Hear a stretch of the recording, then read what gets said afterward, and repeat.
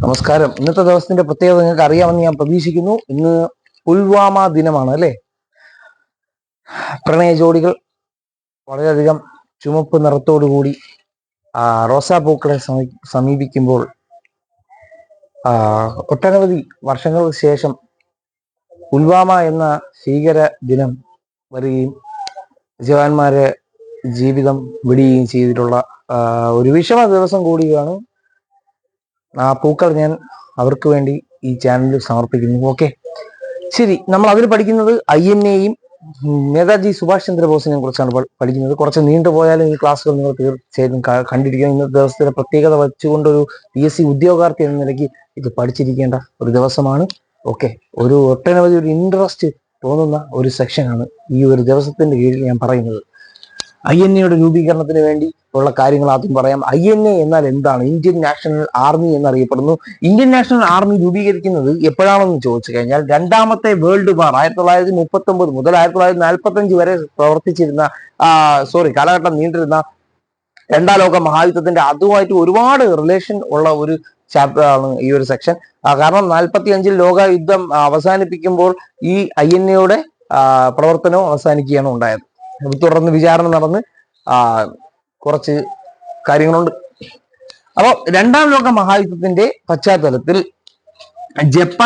Japanese തടവിലായിരുന്ന ഇന്ത്യക്കാരെ ഉൾപ്പെടുത്തിക്കൊണ്ട് രൂപീകരിച്ച റാഷ് ബിഹാരി ബോസ് രൂപീകരിച്ച സംഘടനയാണ് INA. ഇതിന്റെ രൂപീകരണത്തിന് മേൽനോട്ടം വഹിച്ചത് ജപ്പാനായിരുന്നു. ഓക്കെ, ഇതിന്റെ ആദ്യത്തെ കമാൻഡർ ഇൻ ചീഫിനെ പഠിക്കണം. Commander in chief captain Mohan Singh ആയിരുന്നു ആദ്യത്തെ INA-യുടെ കമാൻഡർ ഇൻ ചീഫ്.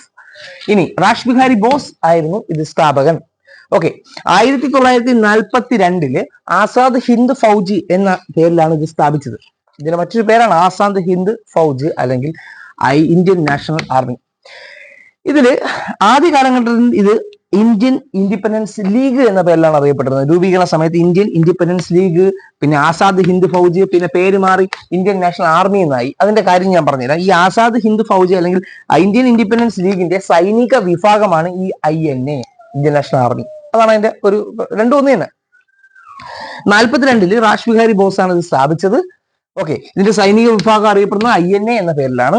ഇനി ഈ 1943 നേതാജി സുഭാഷ് ചന്ദ്ര ബോസ്, ദേശ് നായക് എന്നറിയപ്പെടുന്ന നേതാജി സുഭാഷ് ചന്ദ്ര ബോസ്, അദ്ദേഹത്തിന് റാഷ് ബിഹാരി ബോസ് ഈ IIL അല്ലെങ്കിൽ INA കൈമാറുകയുണ്ടായി. അതിനുശേഷം INA എന്ന് തന്നെ അത് ആഗോളപരമായി അറിയപ്പെട്ടിരുന്നത്. അപ്പൊ നേതാജി 1943 ഇത് സ്വീകരിച്ച ശേഷം അദ്ദേഹത്തിന്റെ പ്രവർത്തന മേഖല റങ്കൂൺ, അതേപോലെ സിംഗപ്പൂരും റങ്കൂണുമായിരുന്നു അദ്ദേഹത്തിന്റെ പ്രവർത്തന മേഖല. വെരി ഇമ്പോർട്ടന്റ് ഡേറ്റ്, 1943 ഒക്ടോബർ 21 അദ്ദേഹം ഒരു താൽക്കാലിക ഗവൺമെന്റ് രൂപീകരിച്ചു. അതിന്റെ പേരാണ് ആസാദ് ഹിന്ദ് ഗവൺമെന്റ്. താൽക്കാലിക ഗവൺമെന്റ് രൂപീകരിക്കുകയുണ്ടായി. അതിന്റെ പേരാണ് 1943 ഒക്ടോബർ 21 വന്ന ആസാദ് ഹിന്ദ് ഗവൺമെന്റ്. ഇതിനെ സപ്പോർട്ട് ചെയ്ത രാജ്യങ്ങളാണ് ജർമ്മനി, ഇറ്റലി, ജപ്പാൻ. ഇതില് അദ്ദേഹം ഈ ഗവൺമെന്റിന്റെ രാഷ്ട്രത്തലവനായും പ്രധാനമന്ത്രിയായും യുദ്ധ വിദേശകാര്യ മന്ത്രിയായും പ്രവർത്തിച്ചു. നേതാജി. അദ്ദേഹത്തിന്റെ വനിതാ ബറ്റാലിയൻ ഉണ്ടായിരുന്നു. അതിലൊറ്റ വനിതയെ ആദ്യം അംഗമായിട്ടുള്ളായിരുന്നു. അതാണ് ക്യാപ്റ്റൻ ലക്ഷ്മി സൈഗാൾ. INA-യുടെ വനിതാ റെജിമെന്റ് വനിതാ വിഭാഗം അറിയപ്പെടുന്നത് ഝാൻസി റാണി റെജിമെന്റ് എന്നാണ്. ഇതിന് നേതൃത്വം വഹിച്ചത് ക്യാപ്റ്റൻ ലക്ഷ്മി സൈഗാളാണ്. ഇത് രൂപീകരിക്കാൻ നേതൃത്വം വഹിച്ചത് ആരെന്ന് വെച്ച് കഴിഞ്ഞാൽ അത് നേതാജിയാണ്. ഇനി INA-യുടെ പ്രമേയ പ്രമാണം, ഒരു തീം 3 വാക്കുകളുമായിട്ടുള്ളത് ഐക്യം, വിശ്വാസം, ത്യാഗം. INA-യുടെ ഒരു തീം ഐക്യം, വിശ്വാസം, ത്യാഗം. INA-യായിട്ട് ബന്ധപ്പെട്ടിരിക്കുന്ന അതിന്റെ ദേശീയ ഗാനം, INA-യുടെ ദേശീയ ഗാനമായിട്ട് പറയുന്നത് അതാണ് കദം കദം ബെഡയേ ജാ. അതിന് സംഗീതം നൽകിയത് ക്യാപ്റ്റൻ രാം സിംഗ് താക്കൂറും അത് എഴുതി തയ്യാറാക്കിയത് വംഗീധർ ശുക്ല. ഓക്കെ, ഈ പോയിന്റുകൾ വളരെ പ്രധാനമായി പഠിച്ചിരിക്കണം. ഓക്കെ, ഐക്യം, വിശ്വാസം, ത്യാഗം, അതേപോലെ കഥം കഥം ബെഡയേജ.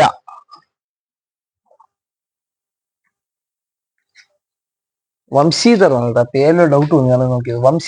വംശീധർ ശുക്ലയാണ് എഴുതി തയ്യാറാക്കിയത്. കഥം കഥം ബെഡയേജ. അതിന് ഈണം നൽകിയത് ക്യാപ്റ്റൻ രാം സിംഗ് താക്കൂറാണ്. ഓക്കെ, ഇനി ഇതിന്റെ പതാക, അയ്യന്നയുടെ പതാക ത്രിവർണ പതാക തന്നെയാണ്. അതിൽ ചിഹ്നം ചാടുന്ന കടുവയുടെ ചിഹ്നമാണ്, ചാടുന്ന കടുവ.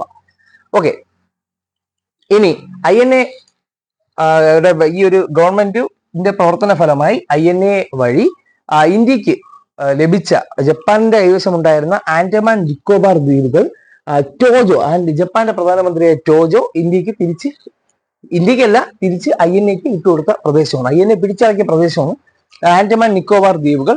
അപ്പോൾ ഇത് ഈ ടോജോ ആൻഡമാൻ നിക്കോബാർ ദ്വീപുകൾ INAക്ക് നൽകാൻ കാരണമായ ഒരു കൺവെൻഷൻ ഉണ്ട്, അത് പഠിക്കണം. ഈസ്റ്റ് ഏഷ്യൻ നാഷണൽ അസംബ്ലിയാണ്. ഈസ്റ്റ് ഏഷ്യൻ നാഷണൽ അസംബ്ലി, അത് അതിന്റെ പ്രഖ്യാപനത്തിലൂടെയാണ് ഈസ്റ്റ് ഏഷ്യൻ നാഷണൽ അസംബ്ലിയുടെ കൺവെൻഷന് ശേഷമാണ് ഈ ആൻഡമാൻ നിക്കോബാർ ദ്വീപുകൾ INAയുടെ കീഴിൽ വീണ്ടും വന്നത്. അത് ജപ്പാൻ തിരിച്ചു വിട്ടുകൊടുത്തു. അതിനുശേഷം നേതാജി അതിന് പേരിട്ടു ഷഹീദ് ആൻഡ് സ്വരാജ് ദ്വീപ് എന്ന് പേരിട്ടു. ആൻഡമാൻ നിക്കോബാർ ദ്വീപിന് ഷഹീദ് ആൻഡ് സ്വരാജ് ദ്വീപ് എന്ന് പേരിടുകയുണ്ടായി. അതിനുശേഷം മണിപ്പൂരിലെ മൊയ്രങ് എന്ന പ്രദേശം INA കൈക്കലാക്കുകയുണ്ടായി. ഈ മൊയ്രങ്ങിലാണ് INAയുടെ രക്തസാക്ഷികളുടെ സ്മാരകം ഇപ്പോഴും സ്ഥിതി ചെയ്യുന്നത്. INA museum മൊയ്രങ്ങിലാണ്. ഓക്കെ, 1945 ഞാൻ പറഞ്ഞ യുദ്ധം അവസാനിക്കുന്ന കാലഘട്ടം അല്ലെ. അപ്പൊ 1945 INA പൂർണ്ണമായും ബ്രിട്ടീഷുകാർ പിടിച്ചടക്കുകയുണ്ടായി. അതിനുശേഷം INA വിചാരണ നടന്നു. INAയിലെ പ്രവർത്തിച്ചിരുന്ന പട്ടാളക്കാരുടെ വിചാരണ നടന്നത് ന്യൂഡൽഹിയിലെ റെഡ് ഫോർട്ടിലാണ്. അത് നടന്ന ഡേറ്റ് പ്രത്യേകം പഠിക്കണം. INA വിചാരണ ചെങ്കോട്ട വിചാരണ എന്നറിയപ്പെടും. ചെങ്കോട്ട വിചാരണ അത് 1945 നവംബർ 5-നാണ് നടന്നത്. ശേഷം നവംബർ 12 1945 നവംബർ 12 INA ദിനമായിട്ട് ദേശീയപരമായി ആചരിക്കുകയുണ്ടായി. INA ദിനം നവംബർ 12. ഫൂലാഭായ് ദേശായി കോൺഗ്രസ് ഈ INAയിലുള്ള പട്ടാളക്കാർക്ക് വേണ്ടി വാദിക്കാൻ വേണ്ടി ഒരു അഭിഭാഷ സംഘം ഉണ്ടായിരുന്നു. ആ അഭിഭാഷ സംഘത്തിന്റെ പ്രധാന ആള് ആരെന്ന് ചോദിച്ചു കഴിഞ്ഞാൽ അത് ഫൂലാഭായ് ദേശായിയാണ്. കൂടെ ജവഹർലാൽ നെഹ്റു, തേജ് ബഹദൂർ സപ്രു, പിന്നെ ആസിഫ്, പേരൊന്ന് മറന്നുപോയി, ആസിഫ് അലി ഉണ്ടായിരുന്നു. 3 പേരുണ്ടായിരുന്നു. പ്രധാനപ്പെട്ട ആള് ഫൂലാഭായ് ദേശായി, ജവഹർലാൽ നെഹ്റു, തേജ് ബഹദൂർ സപ്രു, പിന്നെ ആസിഫ് അലി. ഓക്കെ, ഇത്രയാണ് INA കുറിച്ച് നമുക്ക് പഠിക്കാനുള്ളത്. ഇനി സുഭാഷ് ചന്ദ്രബോസിനെ കുറിച്ച് പഠിക്കണം. 1897 ജനിച്ച് 45 വരെ കാലഘട്ടത്തിൽ ജീവിച്ച സുഭാഷ് ചന്ദ്രബോസ് ജനിച്ച ദിവസം ജനുവരി 23-ആണ്. ഒഡീഷയിലെ കട്ടക്കിലാണ് ജനിച്ചത്. ഇനി ദേശ് നായക് എന്ന് അദ്ദേഹം അറിയപ്പെടുന്നു. CR ദാസ് ആയിരുന്നു അദ്ദേഹത്തിന്റെ രാഷ്ട്രീയ ഗുരു. റേഡിയോ വഴി ഇന്ത്യൻ ജനതയെ അഭിസംബോധന ചെയ്ത ആദ്യ നേതാവ് ആരെന്ന് ചോദിച്ചു കഴിഞ്ഞാൽ അത് സുഭാഷ് ചന്ദ്രബോസ് ആണ്. കൊൽക്കത്തയിൽ അദ്ദേഹം മേയറായ വർഷം 1930-ലാണ് കൊൽക്കത്തയിൽ അദ്ദേഹം മേയറായ വർഷം. ശേഷം 1938 ഹരിപുര സമ്മേളനത്തിൽ കോൺഗ്രസിന്റെ ഇദ്ദേഹം കോൺഗ്രസിന്റെ പ്രസിഡന്റ് ആവുന്ന INC സമ്മേളനം ഏതാണെന്ന് ചോദിച്ചു കഴിഞ്ഞാൽ അതേതാണ് 1938 ഹരിപുര. ഇനി 39 ത്രിപുരി സമ്മേളനത്തിന്റെ പ്രത്യേകത എന്ന് വെച്ചാൽ കോൺഗ്രസിൽ ആദ്യമായിട്ട് ഒരു തിരഞ്ഞെടുക്കപ്പെട്ട വ്യക്തി പ്രസിഡന്റ് ആവുന്നത്, അതും അടുപ്പിച്ച് ആര് തന്നെ, നേതാജി തന്നെ. ആ ഒരു സമ്മേളനത്തിന് ശേഷം അദ്ദേഹം കോൺഗ്രസിന്റെ ആദ്യത്തെ തിരഞ്ഞെടുക്കപ്പെട്ട പ്രസിഡന്റ് ആവുകയും ശേഷം അദ്ദേഹം INC ഇന്ത്യൻ നാഷണൽ കോൺഗ്രസിൽ നിന്ന് വിടുതൽ ചെയ്യുകയും ചെയ്തു. ആ വർഷം തന്നെ 39 മെയ് 3-ന് അദ്ദേഹം ഫോർവേഡ് ബ്ലോക്ക് സ്ഥാപിക്കുകയും ചെയ്തു, പുതിയ പാർട്ടി ഫോർവേഡ് ബ്ലോക്ക്. ഇനി നമുക്ക് പഠിക്കാനുള്ള ബാക്കി കാര്യങ്ങൾ. നേതാജിയെ കുറിച്ച് നിങ്ങൾ ഓർക്കുമായിരിക്കും, എനിക്ക് രക്തം തരൂ, ഞാൻ നിങ്ങൾക്ക് സ്വാതന്ത്ര്യം തരാം എന്ന് പറഞ്ഞ വ്യക്തി ആരാണെന്ന് വെച്ചാൽ സ്വാതന്ത്ര്യ സമര സേനാനി നേതാജിയാണ്. പിന്നെ അദ്ദേഹത്തിന്റെ പ്രശസ്തമായ മറ്റൊരു കോട്സ് നിങ്ങൾ കേട്ട് കാണത്തില്ല, അന്യരുടെ പരിശ്രമം കൊണ്ടുവരുന്നതല്ല സ്വാതന്ത്ര്യം. അങ്ങനെയല്ല, അന്യരുടെ പരിശ്രമം കൊണ്ടുവരുന്ന സ്വാതന്ത്ര്യമല്ല എന്ന് പ്രഖ്യാപിച്ചത് നേതാജിയാണ്. നേതാജിയുടെ മറ്റു കാര്യം എന്ന് വെച്ചാൽ 1941 പ്രകടമായ ഒരു പ്രത്യേകതയാണ്. 41-ന് അദ്ദേഹം വേറൊരു പേരില്, അതായത് മൗലവി സിയാവുദ്ദീൻ എന്ന കള്ളപ്പേരില് പെഷാവറിലേക്ക് മാറി. പെഷാവറിലേക്ക് ഒരു ഒളിപ്പോര് പോലെ പോയി.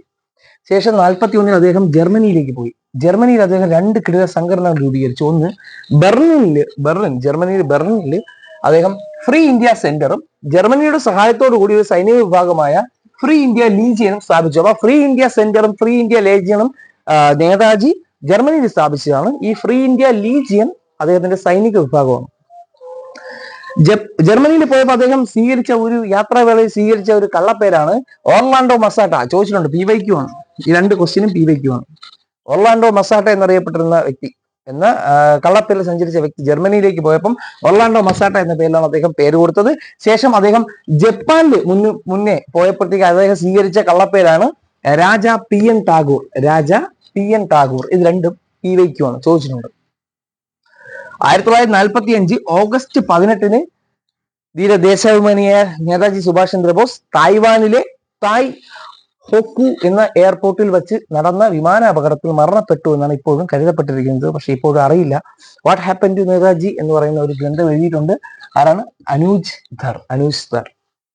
ഓക്കെ, റെങ്കോജി അമ്പലം, റെങ്കോജി ക്ഷേത്രത്തിലാണ്, ജപ്പാനിലാണ് റെങ്കോജി ക്ഷേത്രം സ്ഥിതി ചെയ്യുന്നത്. അവിടെയാണ് അദ്ദേഹത്തിന്റെ ഭൗതിക അവശിഷ്ടങ്ങൾ സൂക്ഷിക്കുന്നത്. ഓക്കെ, ഇദ്ദേഹത്തിന്റെ മരണത്തെക്കുറിച്ച് അന്വേഷിക്കാൻ വേണ്ടി 3 കമ്മീഷനുകളുണ്ട്, പഠിക്കണം. ഒന്ന് ഷാനവാസ് കമ്മീഷൻ, മറ്റൊന്ന് ഖോസ്ല കമ്മീഷൻ, മറ്റൊന്ന് മുഖർജി കമ്മീഷൻ. ഇത് 3ഉം ഈ നമ്മുടെ നേതാജിയെ കുറിച്ച് അന്വേഷിച്ച കമ്മീഷനാണ്, മരണത്തെക്കുറിച്ച് അന്വേഷിച്ച കമ്മീഷനാണ്. ഇനി അദ്ദേഹത്തെ കുറിച്ച് പഠിക്കാനുള്ളത് അദ്ദേഹത്തിന്റെ പുസ്തകങ്ങളാണ്. ഒന്ന് ദി ഇന്ത്യൻ സ്ട്രഗിൾ എന്ന് പറയുന്നത് അദ്ദേഹത്തിന്റെ ആത്മകഥയാണ്.